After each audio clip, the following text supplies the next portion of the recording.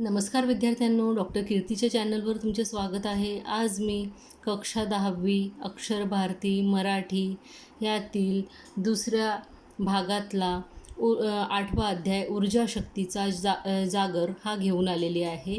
ह्याला लिहिलेलं आहे डॉक्टर रघुनाथ माशेलकर यांनी. आपण आज याची व्याख्या सुरू करूया. आंतरराष्ट्रीय ख्यातीचे ज्येष्ठ वैज्ञानिक. हे वैज्ञानिक होते, सायंटिस्ट होते आणि इंटरनॅशनल ख्यातीचे होते. ग्लोबल रिसर्च अलायन्सचे अध्यक्ष होते. रॉयल सोसायटी लंडनचे फेलो होते आणि वैज्ञानिक व औद्योगिक संशोधन संस्थेचे अध्यक्ष. या नात्याने संस्थेच्या कार्याची व्याप्ती वाढवण्यात त्यांचे मोलाचे योगदान आहे. ठीक आहे. आता आपण बघतोय की पद्मविभूषण ह्या पुरस्काराने त्यांना सन्मानित केलं गेलं आहे. त्यांची शोध नव्या भारताचा पंचशील अर्थात नव्या युगाचे आणि timeless inspirator, Tilak in our times, reinventing India इत्यादी पुस्तके प्रकाशित आहे. आता भारतातील मूलभूत प्रश्न सोडवण्यासाठी बौद्धिक क्षमतेच्या आधारे ज्ञानाचे अर्थपूर्ण नियोजन करणारे ते डॉक्टर रघुनाथ माशेलकर आघाडीचे भारतीय शास्त्रज्ञ आहेत. प्रचंड कष्ट करण्याची वृत्ती आहे त्यांची, है ना, खूप कष्ट करतात. सकारात्मकता, शिस्त. सकारात्मकता म्हणजे पॉझिटिव्हनेस, पुन्हा शिस्त म्हणजे डिसिप्लिन, संशोधक वृत्ती, कुठल्याही गोष्टीला विचार करण्याची, संशोधनपणाची त्यांची वृत्ती आणि नेतृत्व गुण, है ना, व प्रखर देशनिष्ठा हे त्यांच्या व्यक्तिमत्वाचे म्हणजे त्यांच्या पर्सनॅलिटीचे विलोभनीय पैलू आहेत, विलोभनीय गोष्टी आहेत.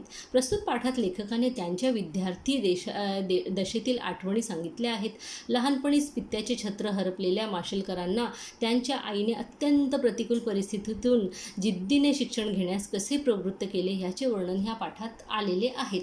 म्हणजे लहानपणी ह्यांचे जे वडील होते त्यांचा देहांत होतो आणि त्यानंतर जी आई आहे ते प्रतिकूल परिस्थिती म्हणजे फारच वाईट परिस्थितीमध्ये, गरिबीमध्ये मुलांना कशी प्रेरित करते की शिक्षण त्यांनी घेतलेच पाहिजे, त्यासाठी त्यांना कसं प्रवृत्त करते हे यामध्ये दाखवलेलं आहे. या आपण बघूया, व्याख्या सुरू करूया. शाळा आणि शिक्षक असा विषय निघाला.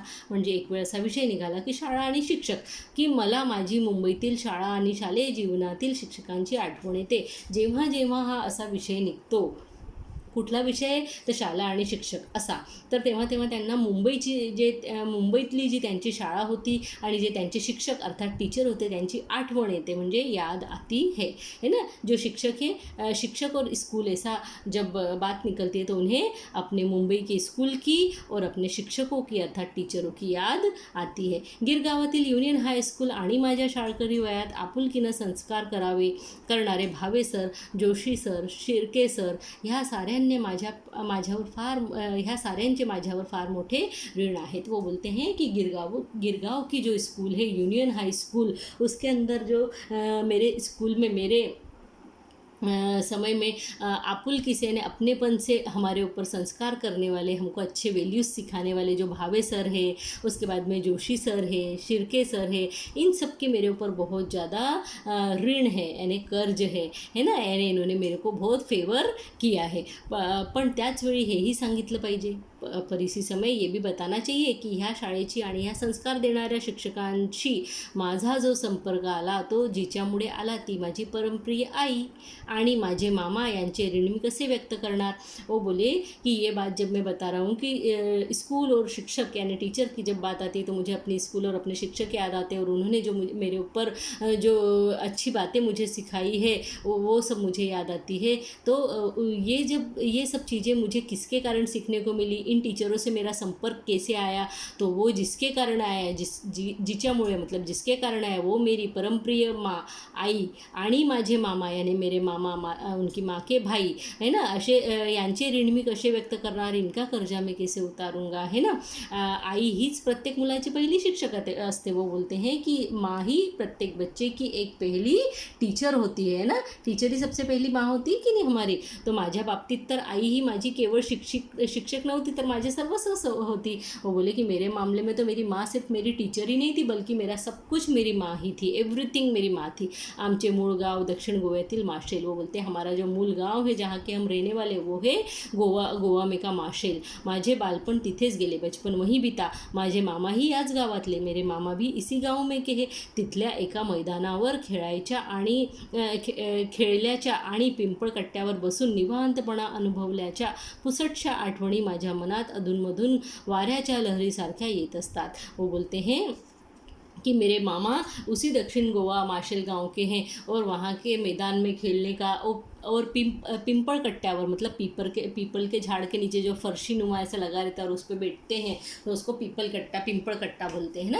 यानी वहाँ पे बैठने के लिए एक ओटले जैसा बना हुआ होता है, बेंच जैसा बना हुआ होता है। तो बोले उस पर बैठकर जो मैं निवांत बना यानी बिल्कुल फ्रीनेस जो है मैं वहाँ फील करता था, उसकी एक धुंधली जो यादें हैं, पुसटशी आठवणी मतलब धुंधली जो यादें हैं वो मेरे मन में अधून यानी बीच में वाऱ्याच्या लहरीसारख्या यानी हवा की लहरियों के समान, हवा की लहरों के जैसे आती ही रहती है।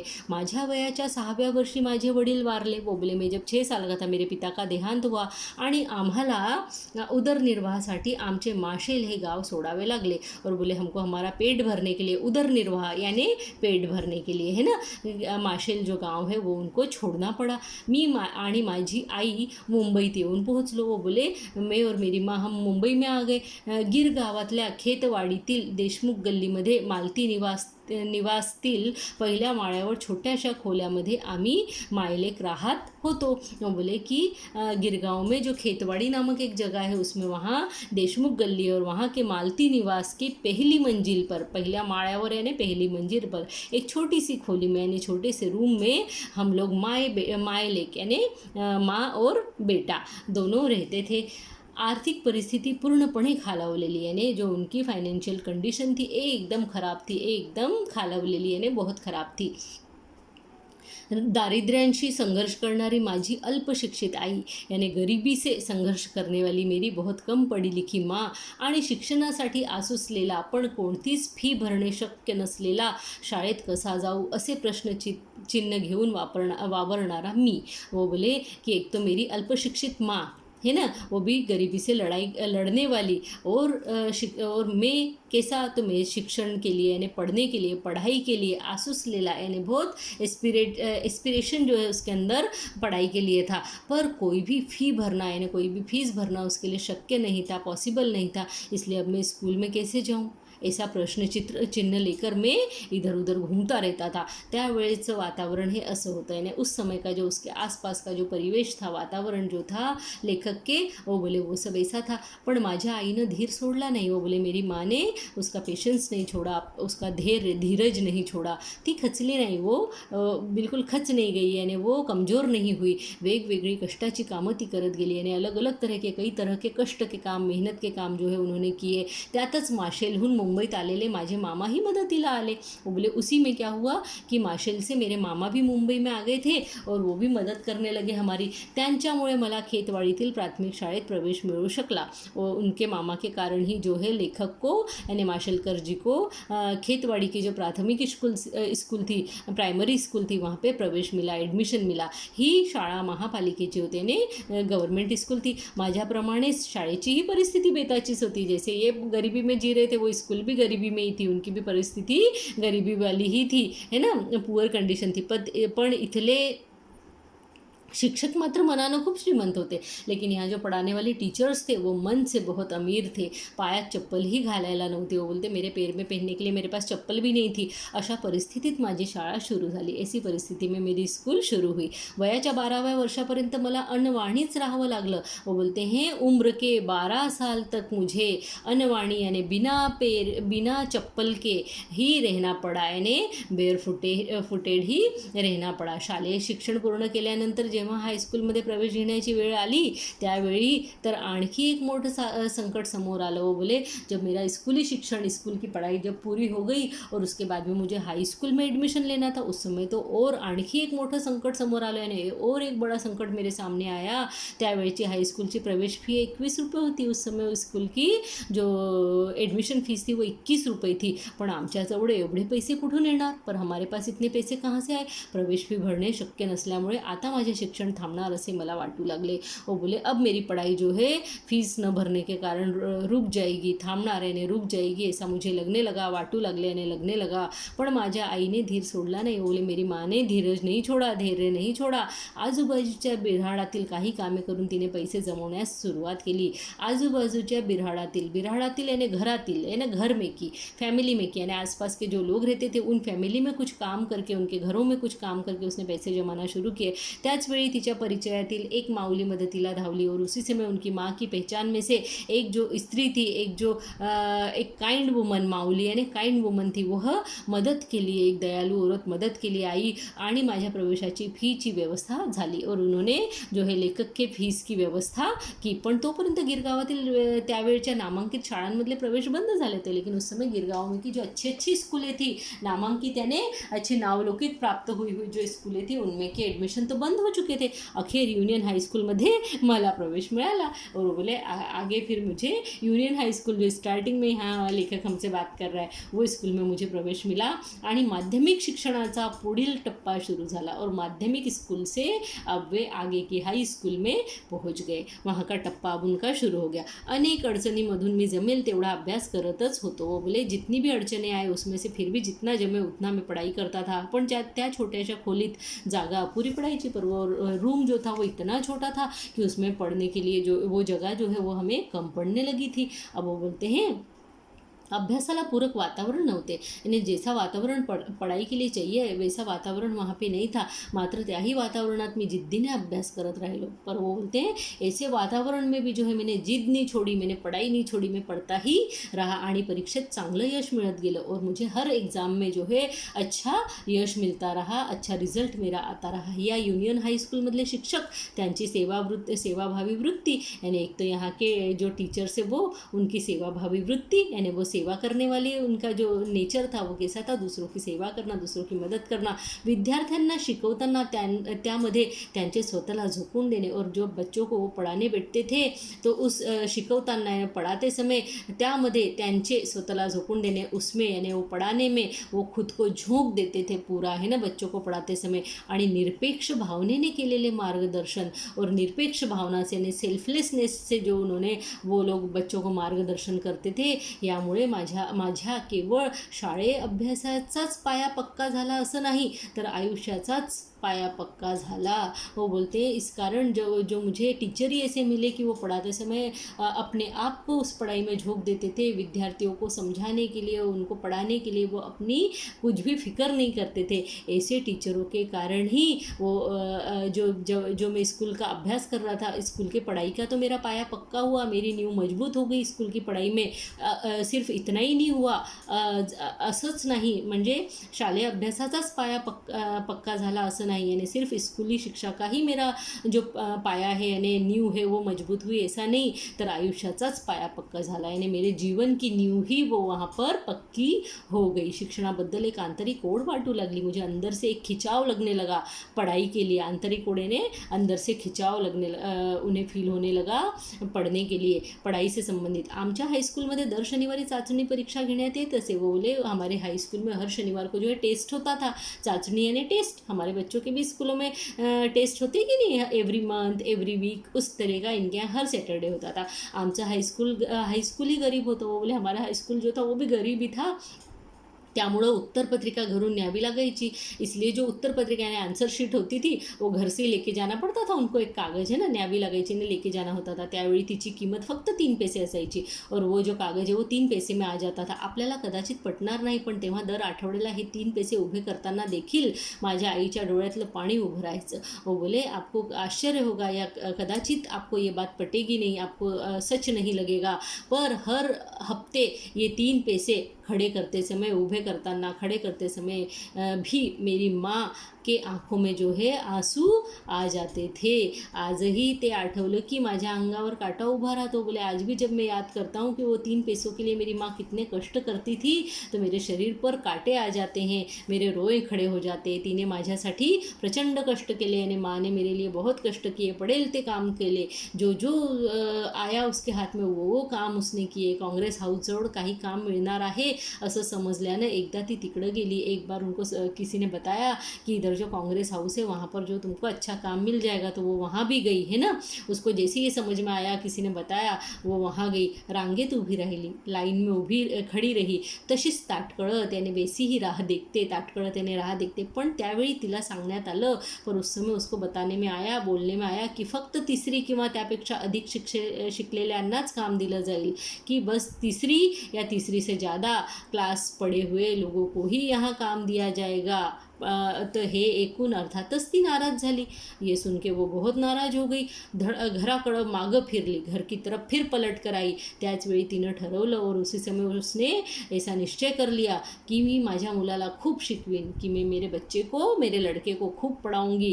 कारण शिक्षणाशिवाय ह्या जगात मान नाही, क्योंकि शिक्षण के सिवाय, पढ़ाई के सिवाय इस जगत में, इस संसार में मान सम्मान नहीं मिलता है. तिनं प्रत्यक्षात केलंही तसंच, और उसने प्रत्यक्ष रूप में वह करके दिखाया. माझ्यासाठी तिनं घेतलेले कष्ट मी कोणत्या शब्दात सांगू.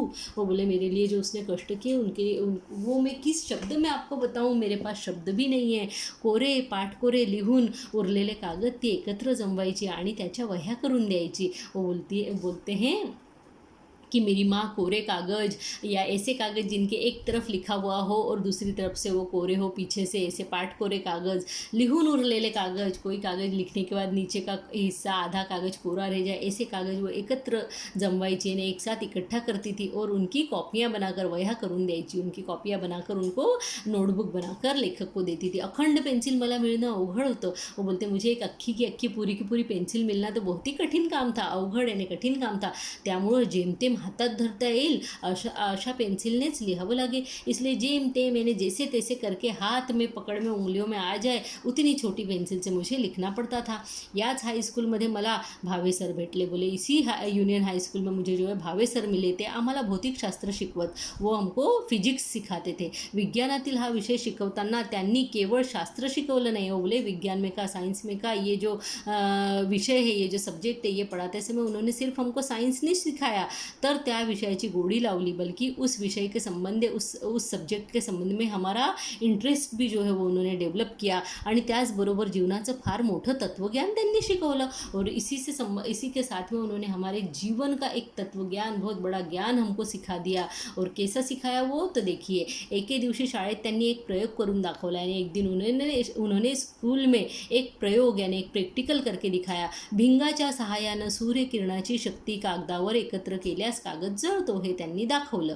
आणि माझ्याकडे बघून ते म्हणाले, उन्होंने एक दिन क्या करा, एक लेंस की सहायता से, आपको मालूम है ये इस तरीके का ये लेंस होता है, ये लेंस है ना, तो लेंस की सहायता से नीचे कागज रखा और लेंस रखा उसके ऊपर. उस लेंस के ऊपर जो है सूर्य की जो किरणें हैं, सूर्य किरणांची शक्ति यानी सूर्य के किरणों की जो शक्ति है उनको एकत्रित किया. यानी एक ही जगह पे जब सूर्य की किरणें आकर इकट्ठी हो जाती है लेंस के ऊपर, तो उसके अंदर इतनी ज्वाला आ जाती, इतना वो गर्म हो जाती है कि उससे कोई कागज भी जल सकता है. कागज जळतो हे त्यांनी दाखवलं, यानी कागज जलता है ये उन्होंने दिखा दिया. आणि माझ्याकडे बघून ते म्हणाले, और फिर वो माशेलकर की तरफ, इनकी तरफ देखकर बोले कि माशेलकर तुमची ऊर्जा शक्ति एकत्र करा, काहीही जाळता येईल. यानी तुम्हारी जो अंदर की ऊर्जा है ना, तुम्हारे अंदर की, इंसान के अंदर की जो ऊर्जा है, उस शक्ति को, उस ऊर्जा शक्ति को, उस एनर्जी को जो है तुम एकत्रित कर लो, इकट्ठा कर लो, फिर तुम कुछ भी जला सकते हो, है ना. काहीही जाळता येईल, तुम दुनिया में कुछ भी जला सकते हो. फिर एकीकडे मला एकाग्रतेचा मंत्र मिळाला. यानी क्या, सूर्य की किरणें एक जगह जब इकट्ठी हो जाती है तो वो कागज को जला देती है. ऐसी अगर तुम अपना ध्यान एक जगह पर एकत्रित कर लो तो फिर तुम क्या कर सकते हो, तुम्हारे अंदर अगर एकाग्रता आ जाए तो तुम दुनिया का विज्ञान समझ सकते हो. तुम दुनिया की कोई भी मतलब इम्पॉसिबल काम को भी तुम कर सकते हो, ऐसा उनको समझ में आया. आयुष्याचं फार मोठं तत्वज्ञान मला भावे सरांच्या ह्या शिकवणीतून गवसलं. हे बोलते बहुत बड़ी फ़िलॉसफ़ी, तत्वज्ञान यानी फ़िलॉसफ़ी ना, बहुत बड़ी ज़िंदगी की एक फ़िलॉसफ़ी जो है मुझे भावे सर की इस सिखाई हुई बात में से मालूम हुई, गवसली मतलब मालूम पड़ी. त्यांना मी कसा विसरू शकेन, मैं उनको कैसे भूल सकता हूँ. भावे सराप्रमाणेच माझ्या शालेय आणि पुढील शैक्षणिक जीवनात जोशी सर, शिर्के सर, श्री मालगाववाला ह्या सर्वांनीच माझ्या व्यक्तिमत्वाच्या जळणाघडणीसाठी उत्तम मार्गदर्शन केलं. वो बोले जिस प्रकार से भावे सर थे उसी प्रकार से जोशी सर, शिर्के सर, मालेगांव वाला सर, ये सब ने मेरी पर्सनालिटी को बनाने के लिए, जड़न घड़न यानी उसको बनाना, उसके लिए उत्तम मार्गदर्शन किया, यानी बहुत अच्छा उनको मार्गदर्शन दिया. संस्कार केले, बहुत अच्छे उनके ऊपर संस्कार किए. आयुष्याच्या उभारणीसाठी मला याच शाळेने आणि याच शिक्षकाने भरपूर शिदोरी दिली. वो बोलते मुझे जीवन को ऊंचा उठाने के लिए, मेरे जीवन को ऊंचा उठाने के लिए इन्हीं टीचरों ने, इन्हीं स्कूलों के जो टीचरों ने मुझे भरपूर शिदोरी दी है, बहुत बहुत बहुत बड़ी पोटली बांध कर दी है ना. शिदोरी, ज्ञान की पोटली, अनुभवों की पोटली है ना, वो दी. संघर्षासाठी आत्मविश्वास मिळवून दिया और आगे लड़ने के लिए, ज़िंदगी में लड़ने के लिए, संघर्ष करने के लिए मुझे आत्मविश्वास उन्होंने मेरे अंदर जगा कर दिया, पैदा करके दिया. जगवण्याचे भान दिले. उन्होंने कहा, उन्होंने मुझे ज़िंदा रहने के जो है मुझे अवेयर किया ज़िंदा रहने के लिए, की हम जिंदा क्यों हैं, हम क्यों जीते हैं, हम क्यों जीवन जीते हैं. आजही फिरून ते शाळेचे जीवन आठवताना एकीकडे प्रचंड दारिद्र्याचा सामना करतानाचे क्षण आठवतात आणि त्याच वेळी माझी आई, माझे शिक्षक, माझी शाळा हे माझे संस्कार केंद्र डोळ्यासमोर उभे राहते. वो बोलते हैं आज भी जब मैं फिरून ते शाळेचे मैंने पीछे मुड़ के जब उन स्कूल के दिनों को याद करता हूँ, आठवताना याद करता हूँ, तो एकीकडे एक तरफ प्रचंड दारिद्र्याचा सामना करतानाचे क्षण, यानी प्रचंड गरीबी के क्षण जो हमने उनका सामना किया है, वो क्षण, वो समय याद आता है, आठवतात, यानी याद आता है. आणि त्याच वेळी माझी आई और उसी समय मुझे मेरी माँ याद आती है, मेरे शिक्षक यानी टीचर याद आते हैं, मेरी स्कूल याद आती है. हे माझे संस्कार केंद्र, यानी ये जो स्कूल है इन्होंने ही मेरे ऊपर इतने अच्छे संस्कार किए, जो भी आज मैं हूँ इस स्कूल की बदौलत ही हूँ. डोळ्यासमोर उभे रहते. यानी ये सब जब मैं घूम के पीछे देखता हूँ तो मेरी आंखों के सामने ये सब चीज़ें, मेरी माँ, मेरे शिक्षक, मेरी स्कूल, वहाँ से मिले हुए संस्कार खड़े हो जाते हैं. मी पुन्हा मनोमनी शाळेत जाऊ लगतो और मन ही मन मैं फिर से स्कूल जाने लगता हूँ, ऐसा मुझे लगता है. तो आठवणीतील शाळा आणि शिक्षक इस संग्रह से इसको लिया गया है. लेसन का नाम है ऊर्जा शक्तिचा जागर. तो विद्यार्थियों, अब आपको ये लेसन खूब अच्छे से समझ में आ गया होगा. अगर इसमें कुछ प्रॉब्लम हो कमेंट बॉक्स में लिखकर मुझे बताइए, मैं आपकी प्रॉब्लम दूर करूँगी. और अगर आपको अच्छा लगा या नहीं, कुछ भी नहीं भी अच्छा लगा तो भी आप कमेंट बॉक्स में लिखिए, अच्छा लगा तो भी आप कमेंट बॉक्स में लिखिए. कम से कम मुझे पता पड़े आपको कैसा लगा. मेरे इस चैनल को लाइक कीजिए, सब्सक्राइब कीजिए और शेयर भी करना न भूलिए. मराठी मित्रांनो, मराठी विद्यार्थ्यांनो, तुम्हाला ही व्याख्या कशी वाटली, आवडली की नाही हे मला कमेंट बॉक्समध्ये लिहून अवश्य सांगा. आणि माझ्या ह्या चॅनलला लाईक करा, सबस्क्राईब करा आणि शेअर नक्की करा. तुम्ही तुमच्या मित्रांसोबत, तुमच्या फ्रेंड्ससोबत शेयर करून अभ्यास करा. घरात रहा, सुरक्षित रहा, घर में रहिए, सुरक्षित रहिए, मिल बांट कर पढ़िए अपने फ्रेंड्स के साथ में. अध्ययन की सामग्री को शेयर कीजिए और अच्छे से पढ़िए, अपने भविष्य का निर्माण कीजिए, घर में रहकर सुरक्षित रहिए. फ़िलहाल का जो वातावरण है कोरोना वायरस का, इसमें आप घर में रहिए, सुरक्षित रहिए. धन्यवाद, नमस्ते.